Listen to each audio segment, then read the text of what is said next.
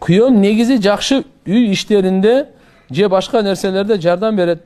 Бирок мен больницага жатып калганымда акча кетип жатканы үчүн кичине сүйлөндү эле.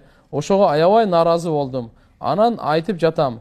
Өзүмдүн ден соолугума өзүм акча чогултам. Үйдү жыйнаганым үчүн айлык төлө деп. Ошондой болобу дейт.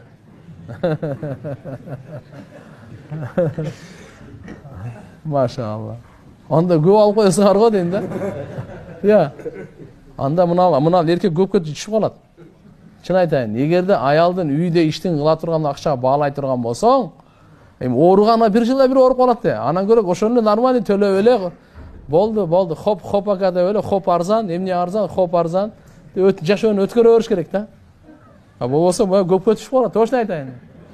Алла Таала машалла биздин энелерибизге, эже карындаш келиндерибизге, аялдарыбызга разы болсун да. Унчукпай иштеп атканына, тияк-бияк неме кылып атканына. А так, иншалла мындай болобу, төлө деп ошондой болсо болобу. Жакшы эмес го бул эми. Кыска жыйынтык менен айтканда андай кылбаңыз. Күйөө дагы машалла берсин, буга садаканы соон алат. Башкаларга садака бербей эле кой. Ошо аялың больницага жатканда ошону төлөсөң, эселетип сооп аласың. Даже аларга жөн эле курсагын тойгозгондун собобу соон Алланын жолуна сарптаган, кулду азат кылган, жетимге сарптагандын акчасынан дагы соопту бул. А эгерде оорусачы, Аллаху акбар. Оорунун собобу канча? Иншалла андай кылбагыла. Ошо эсептешкен өтпөш керек да. Мындай кылдым эле, сен мындай кылдың да.